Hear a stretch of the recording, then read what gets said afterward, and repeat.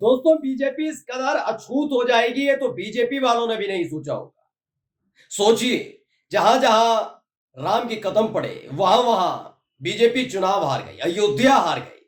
अब जब अयोध्या हार गई, राम जी ने साथ छोड़ दिया, तो राम भक्त कैसे साथ रहते।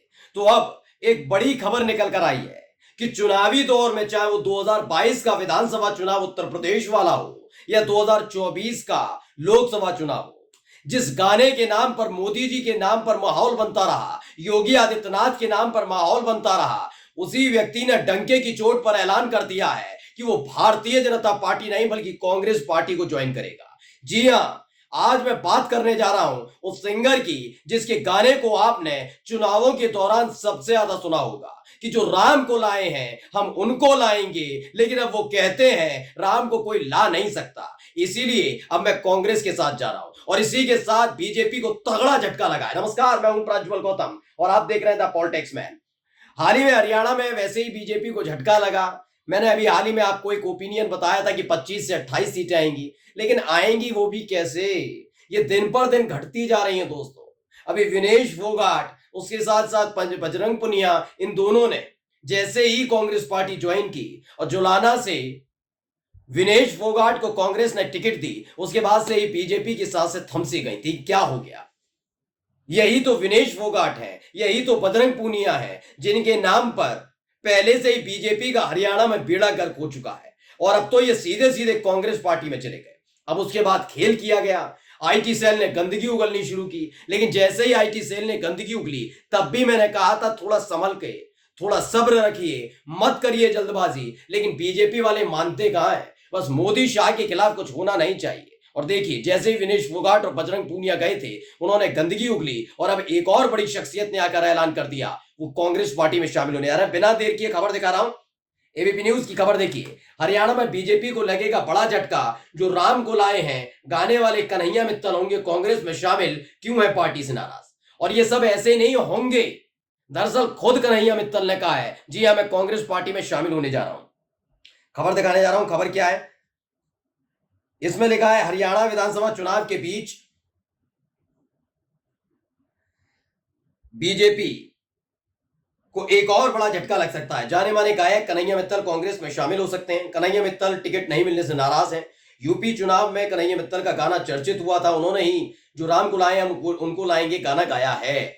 यानी कि जिस गाने की बदौलत बीजेपी माहौल क्रिएट करती रही कि देखिए देखिए राम भक्तों की तादाद किस तरह से बढ़ रही है, वो समझ ही नहीं पाए। हर एक चीज की कीमत होती है। अब आप सोचिए, तमाम चीजें हो रही थी, हम तो राम को लाए हैं, तब भी लोग कह रहे थे पॉलिटिकल गाना है, बात मानिए। लोग कह रहे थे नहीं पॉलिटिकल नहीं, तो आस्था से जुड़ा मामला है, बिल्कुल योगी आदित्यनाथ ना होते, मोदी ना होते तो राम कैसे आते। और आप देख लीजिए, जो गाना बनाते हैं, जो गाना गाते हैं, वो खुद ही कहते हैं कि वो कांग्रेस पार्टी ज्वाइन करने जा रहे हैं। पहले खबर देखिए। एबीपी न्यूज से बातचीत के दौरान जब कन्हैया मित्तल से पूछा गया कि उनके मन में क्या टिकट न मिलने को लेकर नाराजगी है, इस पर कन्हैया मित्तल ने कहा कि नाराजगी नहीं है, लेकिन मेरा मन कांग्रेस के साथ जुड़ रहा है। उन्होंने कहा मैंने किसी पार्टी के लिए काम नहीं किया, लेकिन मुझे लगता है कि मुझे कांग्रेस के साथ जुड़ना चाहिए।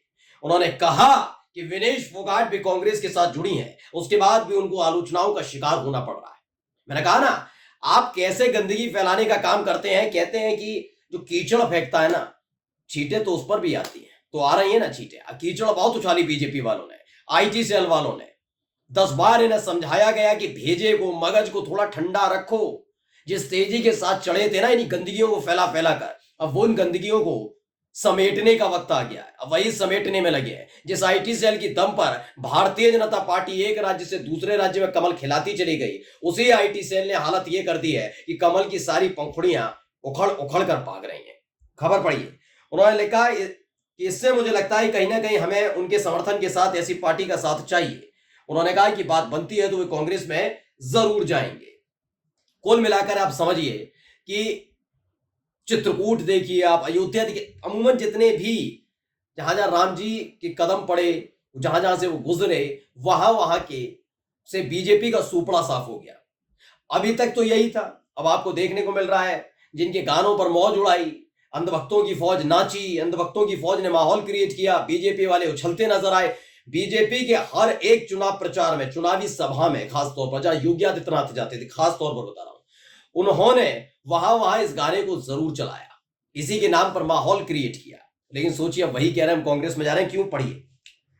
वहीं जब कन्हैया मित्तल से पूछा गया कि जो आपने गाना गाया है कि जो राम को लाए हम उनको लाएंगे, बीजेपी के प्रचार में खूब चला, आपने ये भी कहा था कि कांग्रेस ने भी राम को आने से रोका, ऐसे में इतना बड़ा फैसला कैसे? इस पर कन्हैया मित्तल कहते हैं, नहीं, मैंने ऐसा नहीं कहा, बल्कि यह कहा कि अगर प्रधानमंत्री मनमोहन सिंह भी राम मंदिर का फैसला लाते तो मैं उनके लिए भी गीत गा देता। लेकिन अब देश के अंदर लग रहा है कि हमें कांग्रेस के साथ जाना चाहिए, आने वाले यूथ को भी ये समझना चाहिए, ठीक है हम राम को मानते हैं, लेकिन ऐसा नहीं है कि सारे राम विरोधी कांग्रेस में है। वहां भी राम को चाहने वाले हैं और वहां भी सनातनी लोग हैं। सबके साथ मिलकर सबका काम किया जा सकता है। मतलब उनका साफ साफ कहना है कि ऐसा कुछ नहीं है। यानी मैंने कहा ना, जो कल तक क्या हालत हो गई है, मैं इस मेरे शब्द नहीं बखान कर पा रहे, क्या कैसे बयां करूं इनकी हालत क्या हो गई है।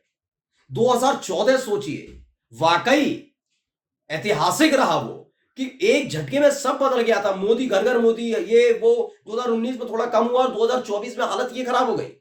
2024 में आते आते ये 240 पर सिमटे हैं ऐसे ही नहीं ना, क्योंकि इन्होंने विचारधाराओं का मजाक उड़ाया, माहौल उड़ाया, भावनाओं से खेले। मैंने उस वक्त भी कहा था जब राम मंदिर की प्राण प्रतिष्ठा हो रही थी 22 जनवरी को, मैंने तब भी कहा था कि आप धार्मिक तौर पर और राजनीतिक तौर पर अलग अलग है। मोदी जी के साथ एक चीज है कि उन्होंने ये सोच लिया कि इस देश की जनता इतनी गुमराह हो चुकी है कि मोदी ने फैसला कोई भी ले लिया वो उनके साथ खड़े हो जाएंगे। सोचिए, इस देश में हमारी सनातन परंपरा से जुड़े हुए शंकराचार्य जिनका सबसे ज्यादा सम्मान है, मोदी जी उनके भी आदेश को कुचलने का काम कर रहे थे। सोचिए, वो बता रहे हैं कि अशुभ है, मुहूर्त अशुभ है, लेकिन आईटी सेल को छोड़ दिया गया था कि शंकराचार्य को बदनाम कर डालिए। मैं तब भी कह रहा हूं और आज भी कह रहा हूं, इस देश की जो हिंदू जनता इस बात से सबसे ज्यादा आहत रही कि हां, मोदी का सबसे ज्यादा साथ हमने दिया, लेकिन जब बात आएगी धर्म की तो धर्म के सबसे बड़े सर्वोच्च पद पर बैठे हुए मोदी नहीं है, वो सिर्फ राजनीतिक व्यक्ति हैं, प्रधानमंत्री हैं। हमारे सनातन परंपरा के सर्वोच्च पद पर बैठे हुए शंकराचार्य का अपमान नहीं कर सकते और इस पर चुप्पी भी नहीं साध सकते। मैं ये नहीं कह रहा हूं मोदी ने अपमान किया, लेकिन हां, जब आईटी सेल ये कर रही थी, बीजेपी की गंदगी फैला रही थी, गंदगी उगल रही थी शंकराचार्य के खिलाफ, तब मोदी जी चुप्पी साध कर बैठे थे। अब उसका भुगतान देना पड़ा ना। ये नाराजगी ऐसे ही नहीं है। अब तो वो लोग भी आ गए जो कल तक ज्ञान दे रहे थे, बहुत बड़ी बड़ी बातें हो रही थी। मैं कन्हैया मित्तल की आलोचना करूं या नहीं करूं मैं इसमें नहीं, लेकिन हाँ ये सच है, इनके गाने ने कहीं ना कहीं प्रभाव डाले हो, तभी बीच में बोलते भी बहुत थे, लेकिन आज इन्हें समझ में आ रहा है। अब इसे समझिए टिकट ना मिलने का दर्द है, या ऐसे समझिए कि कन्हैया मित्तल वाकई कांग्रेस के साथ जुड़ रहा है। लेकिन जो भी हो, जो लोग कल तक मोदी भक्त हुआ करते थे, योगी भक्त हुआ करते थे, आज उन्होंने साफ साफ बता दिया है कि ये पार्टी कैसे लोगों को ठगने का काम करती है और कौन कर रहा है, जो कल तक समर्थक थे उनके। नमस्कार।